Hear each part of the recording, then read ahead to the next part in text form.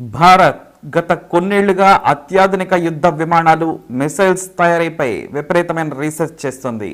అందులో కొన్ని రష్యా భాగస్వామ్యంతో భారత్లోనే తయారు చేసుకుంటున్నాం. గత కొన్నేళ్ల నుంచి హిందుస్థాన్ ఏరోనాటిక్స్ లిమిటెడ్ మధ్య తరహా ఆధునిక ఫైటర్ తయారీలో నిమగ్నమైపోయి ఉంది. దీనికోసం ఏరోనాటికల్ డిఫెన్స్ ఏజెన్సీ డిఆర్డిఓ భాగస్వామ్యంతో హల్ తయారు చేస్తుంది.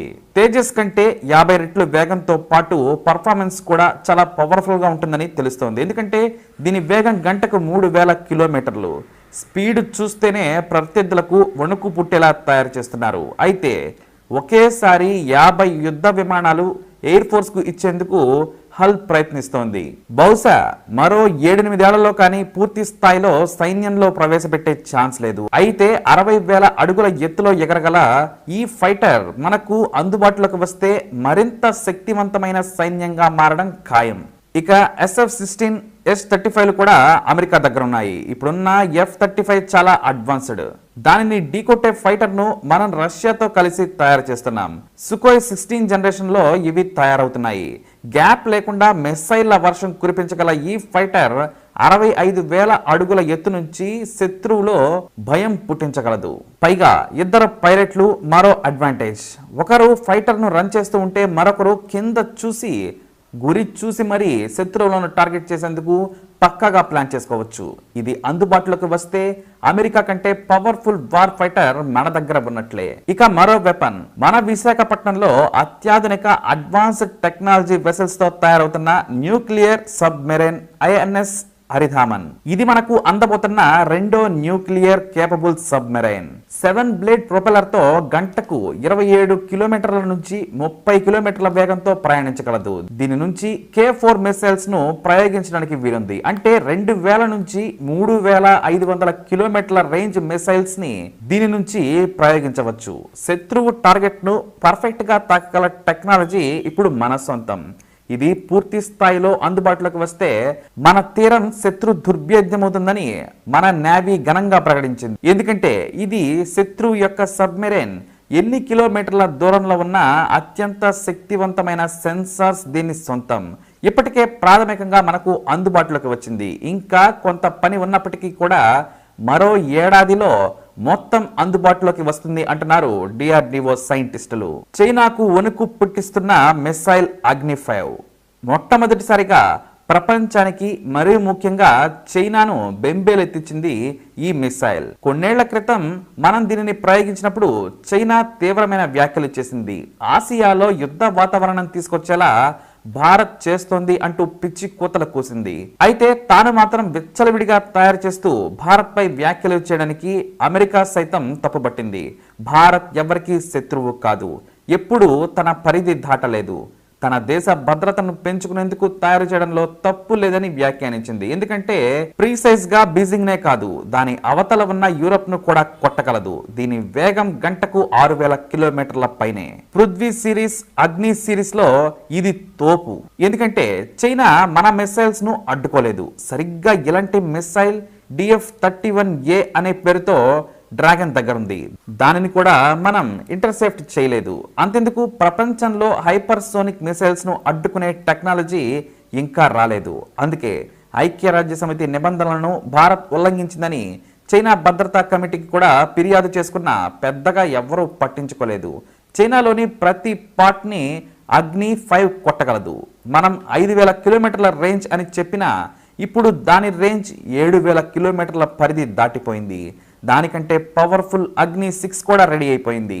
దీని రీచ్ 12,000 కిలోమీటర్లు. అంటే యూరప్ ఖండం మొత్తం ఎక్కడంటే అక్కడ 2 గంటల్లో స్పెసిఫిక్ గా బద్దల కొట్టేయగలదు.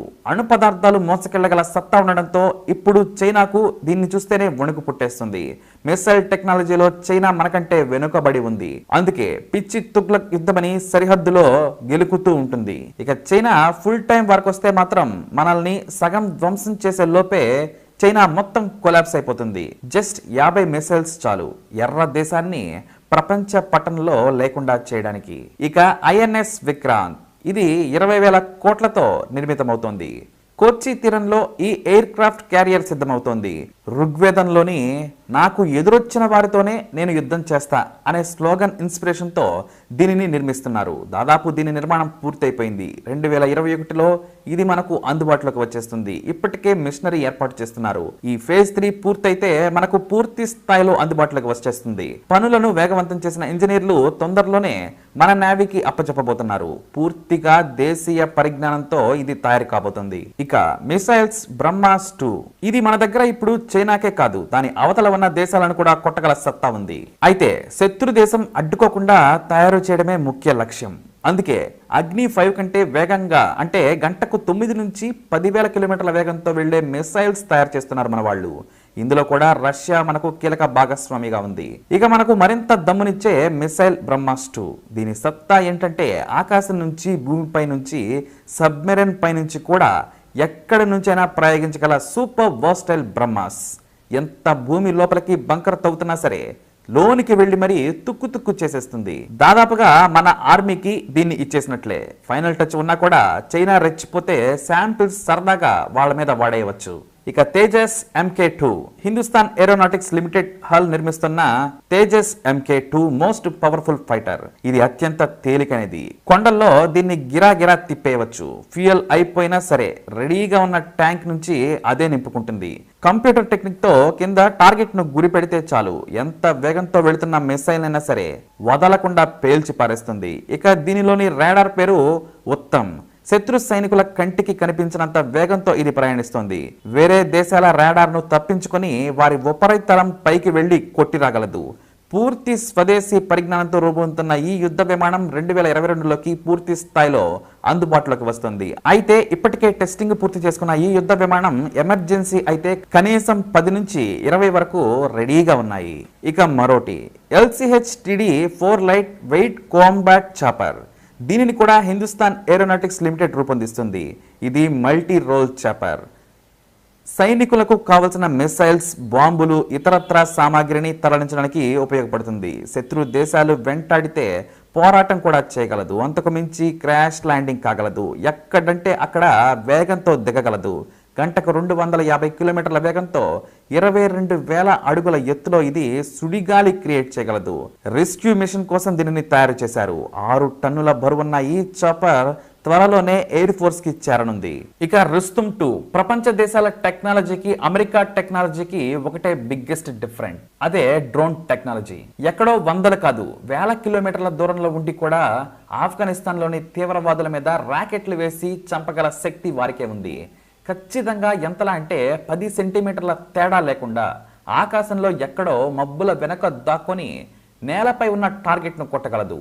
మనకు రుస్తుమ్ 2 అందుబాటులోకి వచ్చింది. మొదట దీనిని ఏరియల్ సర్వే కోసం తయారు చేశారు. దాని బరువు బాగా తగ్గించి రాకెట్లను క్యారీ చేసి పేల్చేలా కొత్త మార్పులు చేస్తున్నారు. అయితే ఏరియల్ రుస్తుమ్ ఇప్పటికే మనకు అందుబాటులోకి వచ్చింది. కానీ మినీ మిసైల్స్, రాకెట్ లాంచెస్ ను అమెరికా మాదిరిగా ప్రయోగించగలిగితే తక్కువ ఖర్చుతో శత్రువులను ఖచ్చితంగా ఆటాడుకోవచ్చు. ఇక అర్జున్ మార్క్ 2 ఇది నేలపై, రాళ్లపై, చిన్న కొండలపై దూసుకుపోగల యుద్ధ ట్యాంక్ అర్జున్ మార్క్ 2. మనకు ఇది అత్యాధునికమైంది. సొంత పరిజ్ఞానంతో ప్రపంచంలో దేనికి తీసిపోదు. 4 సైనికులు ఇందులో ఉండగలరు. అద్భుతమైన సైట్ సీయింగ్ దీని సొంతం. శత్రువులపై ఒకేసారి 8 గ్రెనేడ్ లాంచెస్ నుంచి చుట్టూ విధ్వంసం సృష్టించగలదు. 120mm గన్తో wide range బాంబులను ప్రయోగించవచ్చు. ఇప్పటికే భారత్ అమ్ముల పొదిలో చేరిన అర్జున్ మార్క్ 2కు నెక్స్ట్ వర్షన్ కూడా రెడీ అయిపోతుంది. మరో 2 ఏళ్లలోనే భారత్ శత్రువులు దగ్గరకు రాలేని విధంగా తయారు కావడం సాధ్యమవుతుంది. మొత్తంగా వరల్డ్లోనే ఈ టాప్ వెపన్స్ ఇండియా సొంతం. అది కూడా ఎక్కువగా మనం సొంత టెక్నాలజీతోనే మనం తయారు చేసుకున్న అద్భుత మిసైల్స్. మరి ఇండియా వెపన్స్ పై మీ అభిప్రాయాన్ని తప్పకుండా కమెంట్ ద్వారా తెలియజేయండి. ఇలాంటి మరిన్ని వీడియోస్ కోసం మా ఛానల్ని సబ్స్క్రైబ్ చేసుకోండి.